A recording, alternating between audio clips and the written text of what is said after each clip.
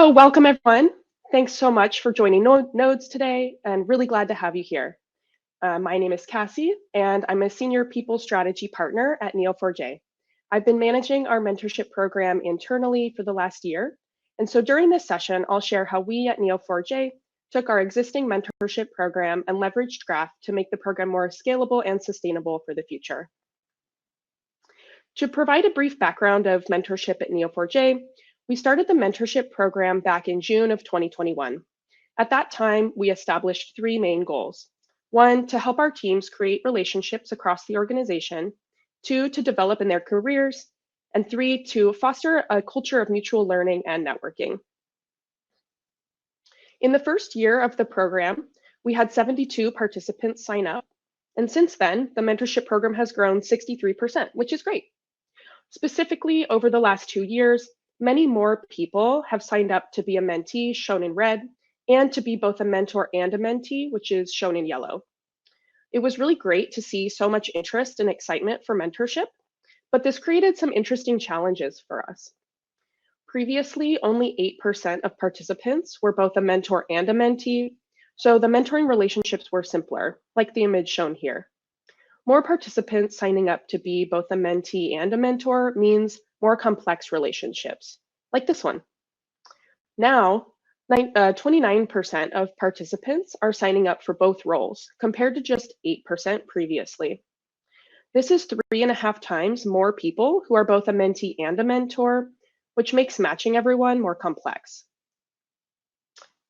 With more growth, the logistics of ongoing mentorship matches became really difficult, and we faced challenges with the scalability and sustainability of the program.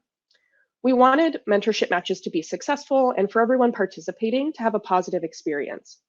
So we were taking as many criteria as possible into consideration, but we were using spreadsheets to do this previously, which means we were scrolling up, down, and across multiple spreadsheets to look up information and create matches. This was really difficult to do and it took weeks. So one day earlier this year, I met with some of our colleagues from sales engineering, and I explained these challenges. I felt like this project was more complex than the spreadsheets could really handle, and it felt like a graph problem specifically because of the amount of data, the interconnectedness of the data, and the complexity of using those multiple criteria to complete the matching process. So they agreed, and we set up time to brainstorm how we could utilize Neo4j to solve these problems.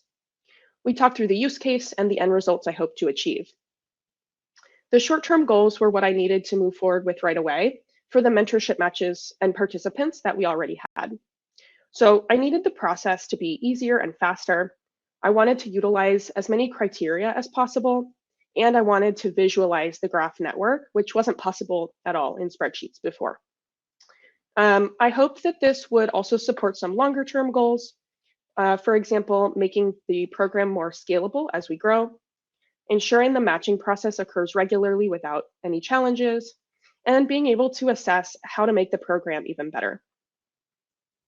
So based on those goals, we created this setup. And at the heart of it, we have Neo4j Aura, which is our fully managed database. And then we have a few tools, including NeoDash, which is for running reports and creating dashboards, and Bloom for graph exploration and visualization. With this setup, we created the data model. There are a few important things that I want to call out here. So one, we chose to set up the roles of mentor and mentee as nodes rather than properties, so that the relationship between each employee participant and their role could change over time. For example, we've had employees who are available to be mentors one year and not the next, and vice versa. So we wanted to make sure our graph was adaptable in that way. The same is true for focus areas. We made each focus area a node with a unique relationship to each mentor or mentee in their role. And that means our graph can allow our mentors to evolve in their goals and how they engage in the program over time. Just give me 1 second.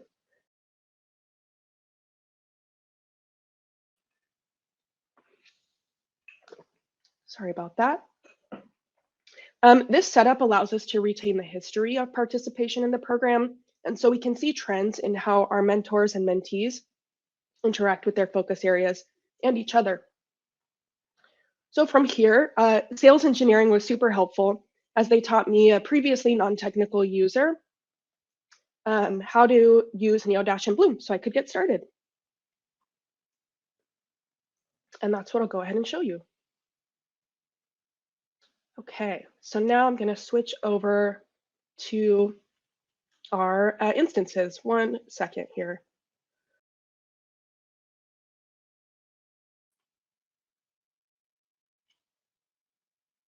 So here's Neodash. Go ahead and connect. All right. So in Neodash, this is the dashboard that we built to see our mentors and mentees. We're going to go ahead and use Brian Mendoza as our example employee. So in Neodash, we can see a couple of really interesting things. One is in this previous mentors or mentees section, I can see Brian's past participation in the program. And that'll give me context for who I might pair him with in the future. If I scroll lower, I can see in offering and requesting that he's both offering and requesting, which means he's both a mentee and a mentor. For this example, we'll use him as a mentee, and I can see that he's requesting management guidance. So I'll go ahead and click there. And then I can scroll down and it automatically provides me with a couple of options for potential mentors. This was previously the longest and hardest part of the process. And Neodash makes this possible for us to narrow down from potentially 50 or 100 match mentors to just a few in an instant, which is great. For this example, we can also look at whether Brian wanted a mentor who was in the same location or a different one. And in this case, I can go back to my spreadsheet and look at whether Brian wanted that. And for this example, we're going to go ahead and use Jessica Morrison, who's not in the same location. Okay, now we'll go ahead and switch over to Bloom. Okay. So in Bloom, we've already loaded all of our data, as you can see. We're going to go from our first base layout into our hierarchical layout. That's a little bit easier to make the matches because you can see the structure. We're going to use our search phrase that's already built in to search for Brian. All right. And so we can see Brian here in the graph. We're going to go ahead and select him. Then we'll look for Jessica. Okay, and we'll go ahead and select her as well. And then we'll right-click on that to create this mentor relationship. And then we can zoom out and go all the way back up. And there we go. We can see Brian and Jessica as their connected mentor and mentee relationship. So for this process, I would do this for all of our mentor and mentee participants. And then in Bloom, I think what's really interesting is you can go back to that force-based layout and you can select all the employees and expand based on the department that they're in. And if we look at the graph a little bit more zoomed out, you can see just how cross-functional the mentor and mentee network is. So you can see there are maybe more nodes connected to different departments than others. And if we go ahead and dismiss our departments, and then expand again based on location, for example, then you can see how cross-geographical our mentorship program is. And given that some of our goals were to try and make relationships across the organization, this is a really good way to gain insight on kind of at a macro level, how we're doing with our program in that way. And this also tells us, where we might be able to bring more people from different locations or departments into the program as well. All right, I'll go ahead and switch back over here. So as we take a step back to think about our original goals, it's really, to me, very clear that Neo4j was hugely impactful in improving this mentorship matching process. During the process, we had over 100 participants, and this took only a few hours instead of a few weeks. Even with more participants, more complexity and criteria, this will still be possible without too much additional time or resources. This means consistent and regular matching cycles, continuous improvement on the program, and by visualizing the data this way, we can see that there were many more mentees compared to mentors. So in our survey for the next matching cycle, I was able to add the question, how many mentees, up to 3, are you able to mentor? And this allowed as many participants to be matched as possible, which improves the employee experience and expands the mentor network more broadly. In the future, we can use these tools to look at other ways to optimize. For example, we can see if there are certain focus areas that could use more mentorship support and reach out to those potential mentors. Or we can also see if it would help to have more mentors or mentees from certain departments or regions.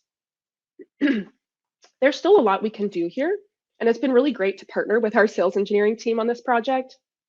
As a previously non-technical user, it was also really interesting to think about how we could apply graph technology to solve this problem. Programs like this can be really impactful and rewarding for employees. So I'm happy to be able to share all of this with you guys today.